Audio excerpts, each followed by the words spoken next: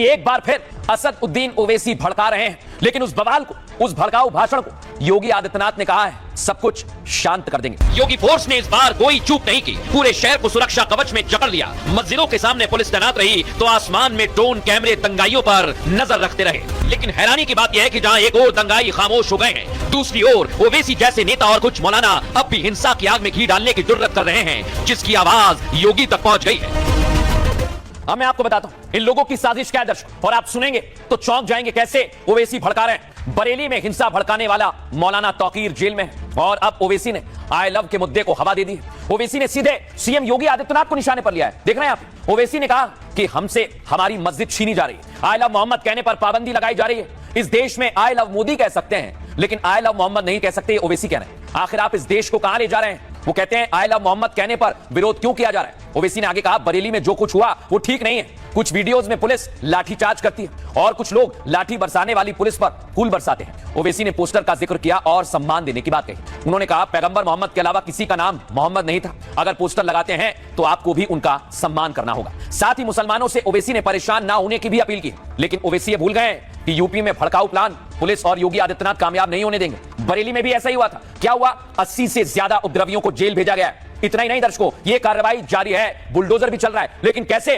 असदुद्दीन ओवैसी भड़का रहे हैं और योगी आदित्यनाथ शांत कर रहे हैं, दिखाता हूं आपको। आप बोल रहे ये भी नहीं, क्या करना चाहते आप? 17 करोड़ की जनता भारत में रहती है जो मुल्क की आजादी में हिस्सा लिए थे।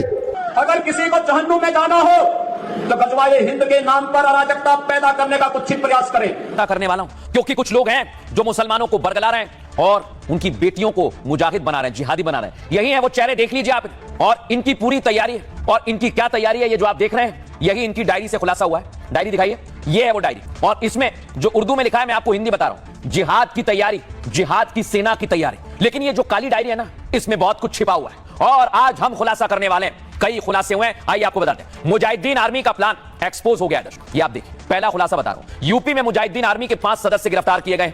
यही है वो, देख लीजिए। एटीएस की पूछताछ में आरोपियों ने बड़ा खुलासा किया है। क्या खुलासा किया? मुजाहिद बेटियां किताब के जरिए मासूमों को बहलाने की कोशिश थी और मुस्लिम लड़कियों को मुजाहिद आर्मी बनाने की साजिश थी। इतना ही नहीं, यूपी के सुल्तानपुर, सोनभद्र, कानपुर और रामपुर तक इन लोगों का नेटवर्क था। सिर्फ इतना ही नहीं, यूपी के अलावा गिरोह का सरगना मोहम्मद रजा केरल को अपना ठिकाना बनाए हुए था। अब मैं आपको बताता हूं खुलासा नंबर 3, मुजाहिद आर्मी के सदस्य को हिंसक जिहाद के लिए तैयार कर रहे थे। सरकार को हटाने, शरिया कानून लागू करने की इन लोगों की योजना थी और आरोपी कट्टरपंथी पाकिस्तानी संगठनों से प्रभावित थे। सिर्फ इतना ही नहीं, पूछताछ में पाकिस्तानी नेटवर्क से जुड़े हुए लिंक भी सामने आ गए और कट्टरपंथी खासकर हिंदू धर्मगुरुओं की हत्या की योजना बना रहे थे। यह खुलासा नंबर 5 है, ताकि उत्तर प्रदेश के साथ पूरे देश में सांप्रदायिक हिंसा को भड़काया जाए। सोशल मीडिया ग्रुप्स के जरिए युवाओं को गैंग में भर्ती किया जा रहा था, भड़काऊ वीडियो शेयर किए जाते, जिहाद के लिए लोगों को उकसाया जाता और कट्टरपंथी अलग अलग जगह पर सीक्रेट मीटिंग करते थे। आप सोचिए जरा, मुजाहिदीन आर्मी के लोग बैठक करते थे। इनकी एक बैठक अमेठी में हुई, उसके मोबाइल से कई आपत्तिजनक चैट मिली हैं और कई ग्रुप्स मिले हैं। 8वां खुलासा बता रहा हूं, देश के खिलाफ हिंसक गतिविधियों की